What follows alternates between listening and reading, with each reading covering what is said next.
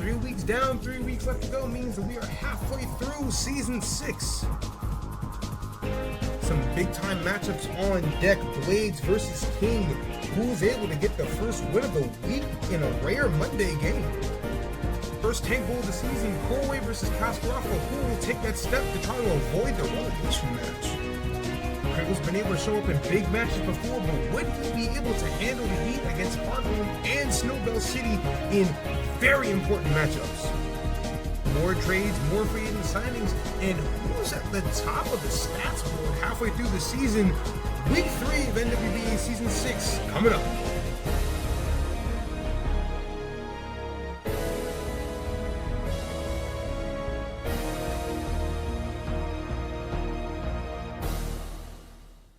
Wonder Room is brought to you in part by Booze Mobile and by Kurtz's Chicken.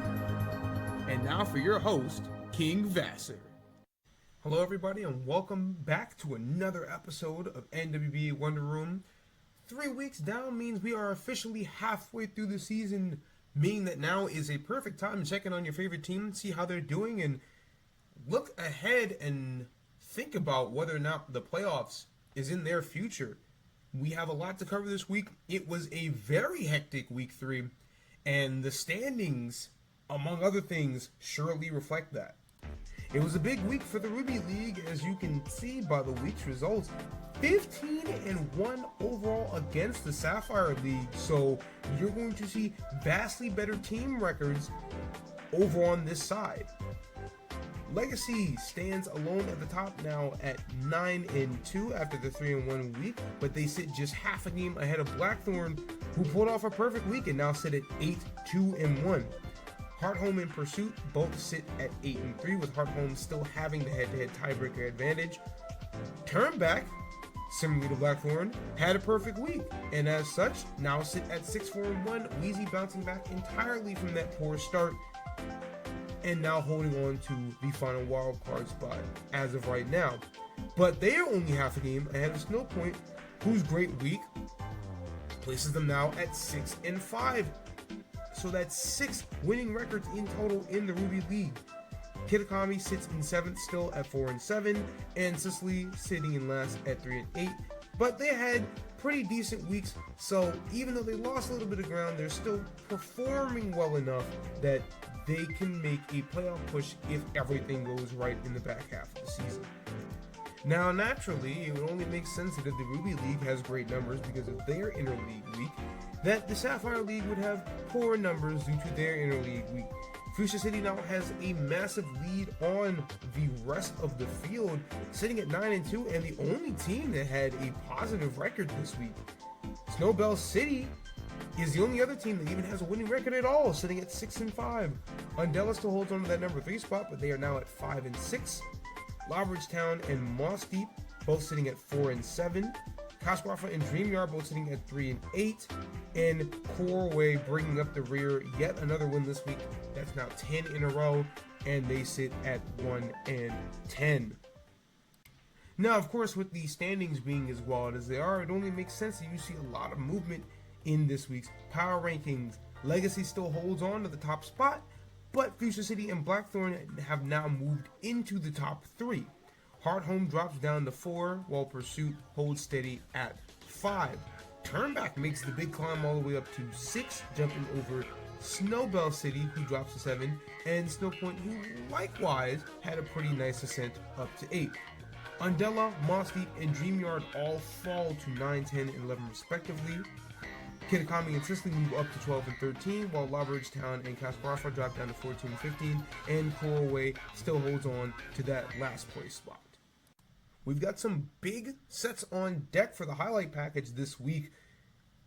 Snowbell City versus Pursuit, and Fuchsia City and Hearthome, 2 matchups that, even though we're only 3 weeks in, you can say the words potential finals preview out loud and not get looked at too crazy. We're talking about some of the best teams in the league getting to go head to head.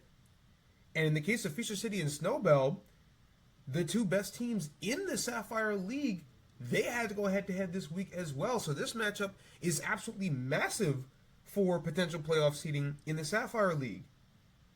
And of course, you have what we coined the first official Tank Bowl of the season, Koroway and Kaskarafa, having to go to blows to try to get an early lead on each other to avoid that dreaded relegation match. A lot of compelling games being played and are going to be highlighted coming up now. Blades versus King in Monday action, so big match to start off the week. Early on, King gets the 6-5 lead after Lomomola flip turns on a weakened treads thanks to Cleavor. But on turn 7, Cleavor looks to come into Stone Axe and misses. It gets scalded, has no boots, it goes down. So rocks are off the field, big advantage for Blades. Then, on turn 18, Lycanroc appeals Endeavor, goes for the kill with Stone Edge. It's not going to get to do so. Draco's going to get to come in, lives the Stone Edge, gets the Wish Pass, and then the Scarf reveal. Draco gets rid of Lycanroc. Mew comes in to revenge kill, or to set up sweep. Goes for the agility. Terra's poison. Sludge Bomb is enough to kill the Olomomola. Then on turn 25, Draco comes in on Tornadus T. Hurricane misses, big opportunity for King. Dragon Energy is going to be enough to get the kill. Terra's to try to get rid of the Slow King. It's not going to be enough. So he swaps out to Ambipom, takes rocks, and then the Scald finishes the job. Draco comes back in with the Dragon Pulse to get rid of Slow King. In comes Mew. Takes a lot from the Dragon Pulse, but not enough to kill. Mew gets off another agility. Sludge Bomb is going to be enough to get the kill. And then in comes Porygon 2. Mew goes for the Nasty Plot, understanding that it's got to chip this thing as much as possible. Lives the Terra Blast, gets off the Sludge Bomb and the Poison. Porygon 2 is eventually able to kill, but that's going to put it well within range of Raging Bolt's Thunderbolt, which does the job. In comes Boulder. Now we have to play Thunderclap games. King going for the SD, expecting Thunderclap, but Blade smartly goes straight for the T-Bolt. Thunderclap gets the kill in the next turn. Gets game 1. Game 2, King right out the box says, you know what, forget it. Terra Dragon, Dragon Energy, gets the job done. But Blade takes the momentum right back on an EQ on turn 4, and then King sinks it right back again with another Dragon Energy to get rid of treads. Lycanroc endeavoring on the Alomomola, Future Sight, able to get the job done, so Impalm has to come in, moving far faster than the first game. U-turns out into Drago, Dragon Energy, getting rid of Slow King. Then on turn 18, Bolt trying to set up with the Calm Mind, lives an Ice Beam from Porygon 2, but the Thunderbolt's not going to kill back. Porygon 2 gets the kill with the Ice Beam. Then on turn 24, Mew trying to go for the setup sweep at +3 speed, +4 speed even, +2 special attack, gets the kill on P2, but takes a lot from the fake out from the Ambipom. Boulder comes in, gets sacked due to rocks and Sludge Bomb. Impalm comes back out, finishes the job with the fake out, and Lycanroc is not going to be enough, and it really won't matter if you crit the first hit of Triple Axle. King answers back dramatically in game 2. On to the third game. Treads gets flip turned on by Lomomola, takes big damage. Cleavor, after the Wish Pass, gets knocked, doesn't miss a Stone Axe, gets the kill thanks to the burn, and now rocks are up. So King in a decent spot early in this third game, but a good chilly reception from Blade sends in Lycanroc out on Cleavor. Stone Edge going to hit, gets the kill. Draco comes in, good chip with the Excel Rock. Dragon Energy gets the kill, but that chip absolutely huge. Then Mew trying to go for the setup, gets paralyzed. King thinks he can SD, and then Mew reveals Dark Pulse, so now things are looking dire. And then Draco Meteor from Reggie Draco misses the Sludge Bomb, is going to crit and kill. And from there, that's pretty much the entire set. Mew gets a good flinch on P2, and then gets paralyzed the next turn. And then P2 goes down, and from here, it is just about all over for King. Ambipom gonna get a kill on Mew, but this is essentially garbage time points. Bolt comes in, tries to Thunderclap, gets taunted, it's not gonna matter. There's nothing Ambipom can do to kill outright. T-Bolt gets the job done on Mola. And then, after the fake out, another T-Bolt is gonna clean up, or a Thunderclap even. And so Blades, with a massive win to start the week, moves to 7-2 on the season. Mew with 7 KOs. King and Snowball City now at 5-3, but that's perfectly fine. Considering that they started 6-2 in Season 3, they're still sitting pretty solidly.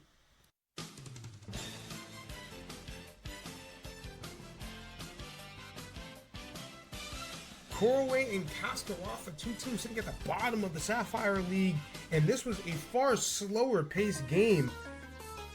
These two not making the best of plays. As you can see, Z staying in on the Heatran, is able to dodge the first Magma Storm, but just goes for Brave Bird and then dives to the next one. Able to send in Empoleon, get the Surf kill on the Ditto, but early advantage here for Cascawafa after taking out a big part of Corway's defense. Then Ninetales A gets in, puts up the Veil, but Excadrill able to spin, gets the kill with the Iron Head. Corway now on the back foot, parting shots out to Chinchino, and then goes for this setup with Tidy Up. Entei reveals the Mirror Herb, but it's not going to matter. It's slower than Chinchino. Terra Normal Tail Slap gets the job done. And believe it or not, this is basically the first game. Rillaboom tries to Grassy Glide. It's not going to do nearly enough. It's going to go down to a Tail Slap. And for whatever reason, Keg just doesn't go into Diancie until it's already too late. And this is kind of what we meant when we said this would be the Tank Bowl. Just very poor awareness, not really understanding the resources available. Keg still had an opportunity to win this game after the kill on Entei, but instead just kind of lets everything go. Diancie takes a lot from the Tail Slap, puts up the Trick Room, is able to get the kill with the Body Press, but from this point, there's nothing it can really do to touch Petrarunt.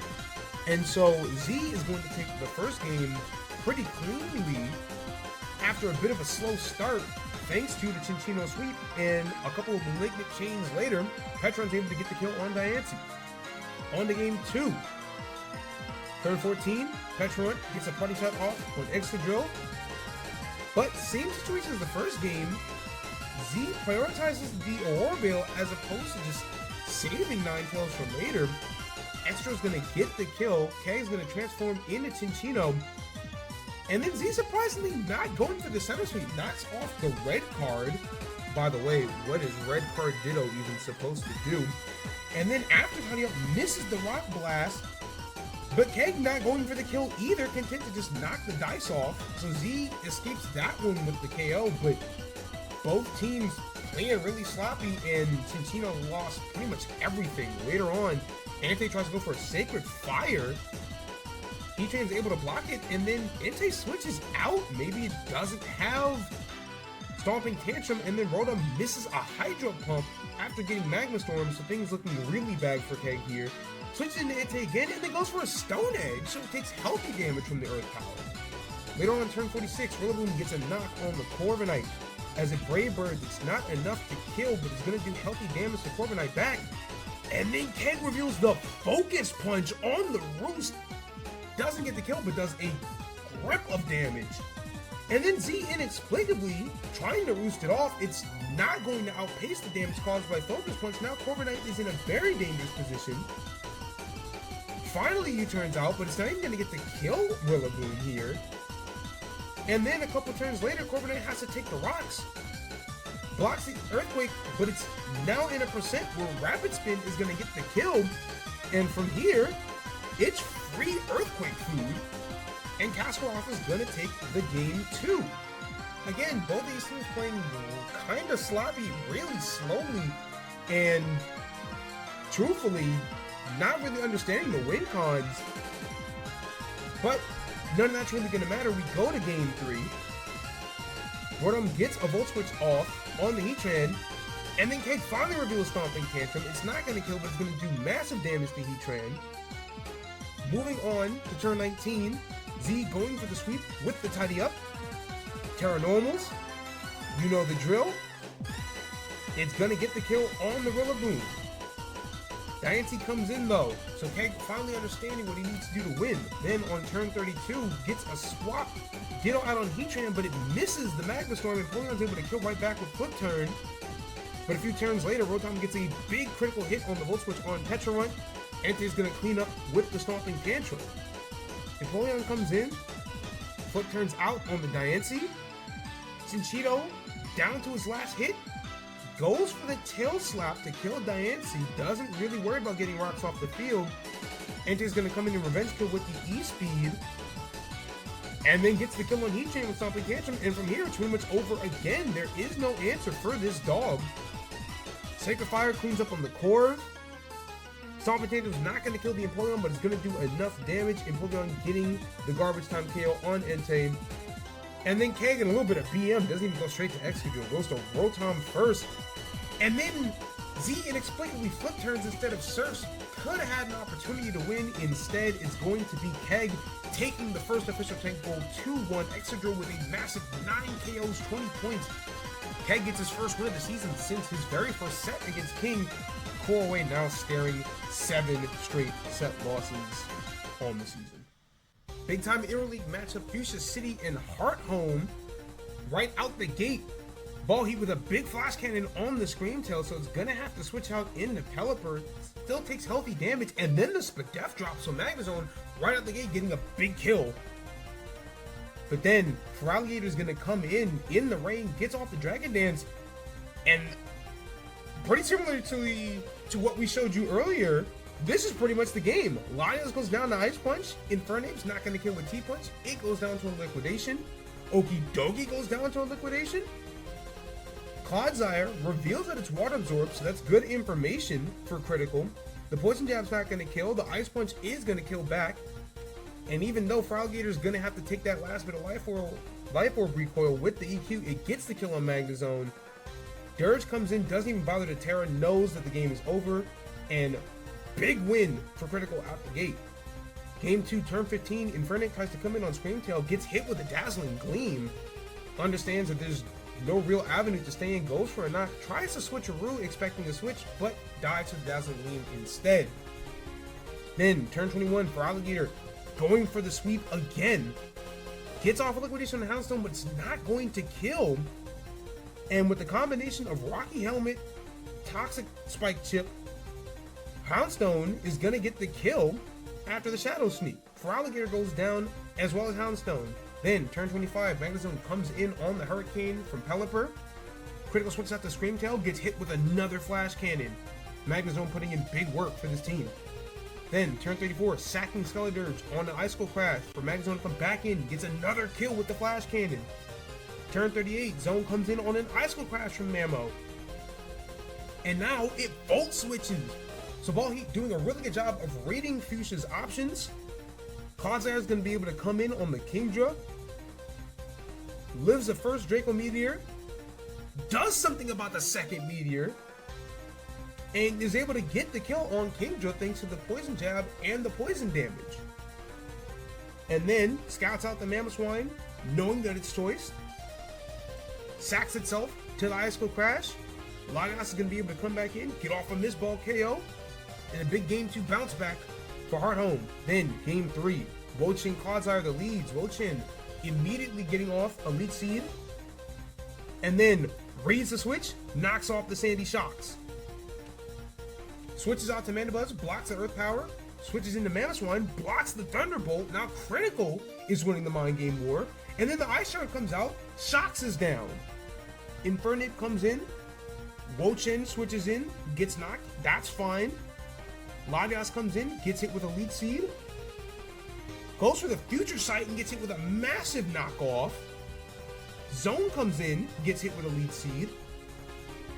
And this Wochin is putting in massive work for Fuchsia. Doesn't die to the Future Sight, gets off a lot with Elite Seed, reads the switch, Elite Seeds again. Magnezone comes back in, now it gets knocked, loses the specs, Protect to block the Volt switch, and then reveals Mudshot as the fourth move. So now Zone goes down, Miss Ball from Latios isn't enough to kill, it gets knocked, it dies, and Clodsire finally gets the kill with the EQ, but Wochin just puts in so much work at the start of this game that the set is pretty much over. Mamoswine comes in, Houndstone, can't take an EQ, definitely can't take the second one. Infernape comes in, tries to revenge kill, Pelly gets knocked, that's fine. Clodsire switches in, good U-turn out from Critical, and Mamoswine is going to clean up the rest of the set, essentially. Clodsire blocks the first Earthquake, it needs a double protect to have any chance of winning the set. It doesn't, it dies to the EQ, Mamo goes down to Poison, but that's perfectly fine. Kingdra comes in, the Weather Ball is going to finish the job. And so Critical, Another big-time win in interleague play, moves to 7-1 on the season. 6 kills from both Alligator and Mamoswine. Heart Home loses their first set in 8 sets. 7-win streak snapped. Lastly, the big Sapphire League showdown, Critical and King, Snowbell City and Fuchsia City. Out the gate, Deoxys Speed goes for the taunt on the Torkoal, gets up double hazards. Mandibuzz with a big knock to get rid of the sash. Speed goes for the taunt. Critical smartly U-turns out, Deoxys Speed goes down. Then, later on, turn 6, Mandy gets in on the switch on Porygon 2, goes for the knock, but then gets blown up by the download Terra Blast from the Porygon. So in comes for Alligator to try to get the sweep started, and it gets blown up by a discharge. Porygon 2 is not a weak defensive mon. This thing hits hard, you have to respect it. Como, deciding not to, gets blown up by a Terra Blast too. And so, out the gate, King opens the setup wide. Porygon 2 dies to the Hurricane after hitting itself in confusion from the Articuno. And then the Scream Tail comes in, reveals that it's Calm Mind, goes for the Blizzard, misses, and then shows Blunder Policy. So once again, Critical and Style is trying to build something crazy for this Scream Tail. But ultimately, in this deep of a hole early, it's not going to matter too much. Baby Azu lives the Thunderbolt. Aqua Jet's going to be able to pick up some KOs from here. Gets big damage off on Torkoal, even in the sun. Articuno's going to try to come in, but it's not going to be able to live 2 Aqua Jets. And so, Snowbell City with a big Game 1 win. Critical not even really worried about trying to get this thing out the paint, understands the game is over. Torkoal able to pick up a garbage time KO, but Ampom's going to clean him up with the fake out. So, we move to Game 2. Deoxys Speed switches in on a Torkoal.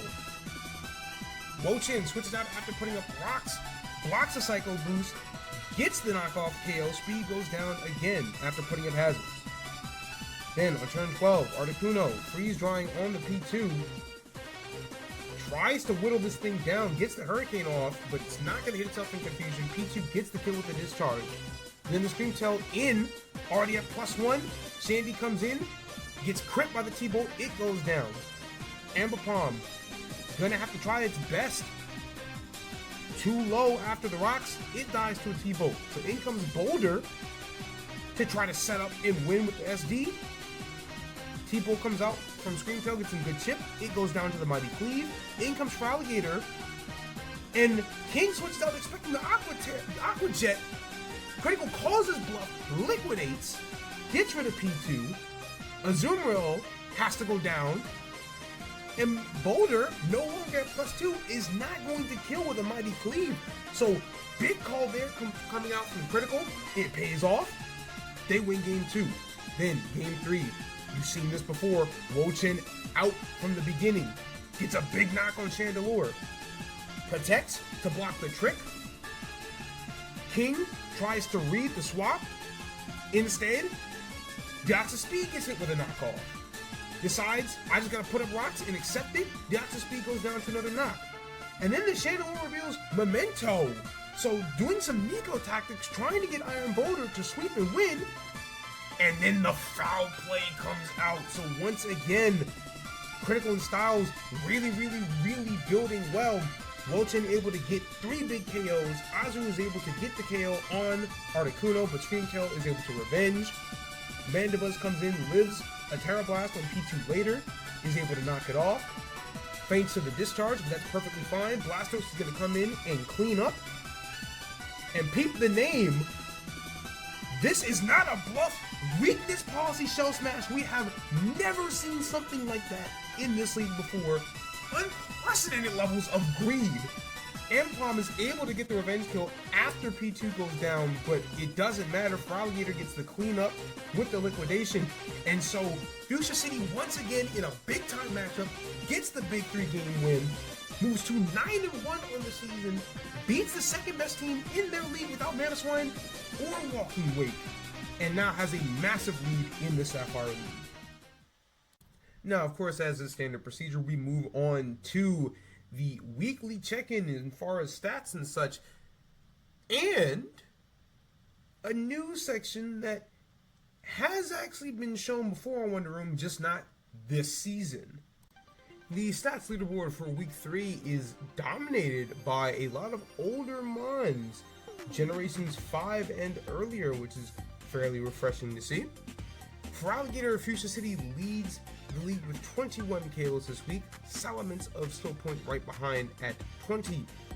Conkeldurr of Blackthorn sits at 14, as well as Snorlax of Snow Point, who becomes the second Mon this season to rack up 12 KOs in a 2-game set, getting all available. So congratulations to Snorlax for that. While Arcanine H of Kitakami and Mew of Pursuit tie with 13. Iron Treads had another massive week, putting up 18 assists, far surpassing the field. Torkoal of Fuchsia City comes in second with 8. Clodsire of Hearthome and Tinglu of Kitakami come in with 7. And then Glamor of Snowpoint, Rhydon of Blackthorn, and Screamtail of Fuchsia City coming in with 6. Salamence leads the week in total points, getting the edge over Feraligatr, while Conkeldurr, Snorlax, and Lucario of Legacy come in with 24, 24, and 22 respectively. Mossdeep's Jolteon puts up a whopping 7.3 points per game to lead the league, with Salamence coming in with 5.4, Jirachi of Legacy coming in with 4.3, and then Glasgow of Turnback and Lucario coming in with 4.0. Lucario also led the league in KOs per game, coming in with that 4, with Salamence coming in at 2.9, Jolteon at 2.8, Jirachi at 2.3, and lastly Feraligatr at 2.1. And now that we're halfway through the season, we can talk a little bit about the league leaders after 3 weeks. Obviously, there is a lot of information on the screen, and it's not really all that useful to go over all of it, but there are some important things to note. Salamence leads the league in KOs with 33, Iron Crown being right behind it at 32. But Iron Crown has the points lead sitting at 59, with Salamence behind at 54. Samurott H, Lucario, and Great Tusk rounding out the top 5. In the case of Iron Crown, it is on pace to score 118 points total on the season, which would be the 3rd most in a single season in NWBA history, and the most since season 1. So Crown on the verge of putting together an all-time great season. Iron Treads leads all Mon in assists with 33, and comfortably at that, but it's Fortress, its new teammate, that leads in assists per game at 2.8. Iron Crown's dominance shows greatly on a per game level, with 2.5 KOs and 4.5 points per game, both being tops in the league. Lucario notably second in both, as well as Blastoise and Great Tusk being in top 5 of both as well. Volcanion is the Iron Man of the league, currently sitting at 27 games played, as well as Mandibuzz, but Volcanion also has the unfortunate distinction of leading the league in total deaths, sharing that with Chinchino. Kyurem, Zamazenta H, Walking Wake, Dragapult, and Garganacl are your band leaders thus far, with Kyurem and Zamazenta H sitting at 9, and Walking Wake, Pult, and Garg sitting at 8 each.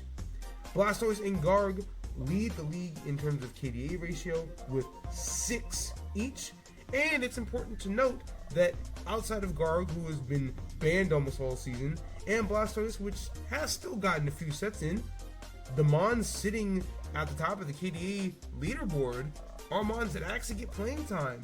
Last season, we really only saw niche PU picks that only showed up 2 or 3 sets all year rule the leaderboard, so it's cool to see more frequently used Mons ruling in that category. And lastly, we have usage rate, which is a metric that we use based on the NBA's own usage rate, essentially games played and points scored by the Mon, and what percentage of the team's overall points scored they contribute to. Iron Hands leads the league with 39% for Sicily. Chinchino and Terrakion both putting up 37. Bearscoot and Volcanion rounding out the top 5 at 34 and 33. Obviously, there's a lot of games left to play, so you will likely see a lot of movement between now and the end of the season, but it's cool to know who's off to the best starts in the league as far as individual mons go after one half. We said during the stat leaderboard section for the week that it was a big week for old heads, and as such, the week 3 Pokemon of the week goes to Salamence. 20 KOs, 5.4 points per game, and 2.9 KOs per game were all good for second in the league, while that 38 points total was good for tops in the league. Salamence doing a lot of narrative rewriting right now. Last season it didn't do so well on Champion Sunnysora's team. As a matter of fact, GM Spike even said that this mon was trash and often named it as such, but Salamence bouncing back in a massive way as a Terra captain, paying massive dividends to a Snow Point team that is on the precipice of getting into the playoffs and is looking to have an even bigger back half of the season with this mon leading the way. As for the Sapphire side of things, an even more ancient mon winning Pokemon of the week, it's Feraligatr of Fuchsia City. 21 KOs led the entire league, 36 points was good for second, while 2.1 KOs per game was good for second in the Sapphire League, and while 3.6 points per game didn't top any charts, it's still very impressive. Feraligatr had its first real week of competition this week, and it absolutely delivered. We said in the very first episode of the season that this was one of the RU-mons we were really interested in seeing, and now that's on a contender, Feraligatr is going to make a very strong push to be an all-star, despite the fact that it's only going to play a maximum of 4 weeks. So Fuchsia City 9-2, Feraligatr a big reason why. This week's ZU moment of the week comes in as a bit of a double whammy this time around. Casquafa and DreamYard went head-to-head this week, and right out the gate, Dragapult is here to play, except that Casquafa banned it, so this should be game 1. But Gear and Keg go right into it as if nothing is wrong. Luckily, Keg's coach Tux comes to save the day, calls out the illegal Dragapult, and that game 1 goes to Casquafa. On to game 2, the actual first game of the set. And no way around it, this is a complete wash. DreamYard mops the floor with Casquafa, a +6, absolutely perfect game as far as KOs are concerned. So things look really bad for Casquafa to win the set. We move on to game 3. Cinderace comes in, looks to get a kill with Sucker Punch, and then terastallizes into the Stellar type. Yes, Cinderace is not a Terra Captain, so this is a complete accident on the part of Gear. He said it himself, this was a misclick, but it is an atrociously costly one. Keg has every right to take that game, and thus Casquafa wins a set 2-1 in which they went -6 in the win differential. So yet another team building error cost the team a game, but we have not seen anyone completely misclick and drastallize a non-Terra captain this season or even last season. So uncharted territory. Congratulations to Gear for pulling that one off, and this one is gonna sting because this was an absolutely winnable and potentially dominant set from Gear that goes down in flames as a 1-2 loss. And as far as Keg is concerned, this is absurdly lucky, and if this is what it's going to take for Casquafa to get some wins on the season, then it might be another long half for Keg. And now we move on to our final section, as always, the weekly tidy up section, if you will. It was a extremely hectic transaction period in week 3. So there are quite a lot of interesting moves to cover, and they are going to make the schedule look all that more interesting. 2 big time trades happening this week. Pursuit and Legacy swap Volcarona for Landorus T. In the case of Pursuit, looking for a Mon that can give them a little bit more utility. They already have set of sweepers all over the place, so they don't really need Volcarona. Landorus T, obviously extremely strong, but things like knockoff and a decent speed tier will help give them some much needed utility to help shore up the non-offensive side of their game. As for Legacy, they now have a fire type on their roster, something that they were very sorely lacking in the first 2 weeks of the season. So now they get one of the best in the game in Volcarona. As for Moss Deep and Snowbell City, they swap grass types in Ogerpon and Hydrapple. Moss Deep needed some more defense on their roster. They were already pretty strong and pretty fast, so getting Hydrapple gives them some much needed defense while still packing quite a punch. As for Snowbell City, Ogerpon gives them a much faster offensive option, as well as free up a spot for a Mon that doesn't need to be defensive. They already have Alomomola and Porygon 2 covering pretty much all the defense they need on the season. So both of these trades, very good for all four teams. Nice mutual agreements all around. A lot to go over for this week's free agency period, about as hectic as it was in the first week of the season, and a lot of it kind of drew the same starting point. We start with Pursuit, who made a trio of moves over the course of the week, getting rid of Amoonguss, Iron Treads, and Indeedee Female for Zoroark H, Blaziken, and Decidueye H. Blaziken in particular being interesting because it was only available because Blackthorn dropped it, and that's really where the domino effect starts. Legacy gets rid of Bombardier and picks up fan favorite, former All-Star and MVP finalist Veluza. Nico got a ton of mileage off this Mon as a PU pick last season as a Terra Captain and figures it worked so well last time, let's do it again. Makes it Stab Water, non-Stab Fairy, so a little bit different than how it went last time, but still essentially the same Veluza that put up over 70 points in 50 games for a playoff team last season.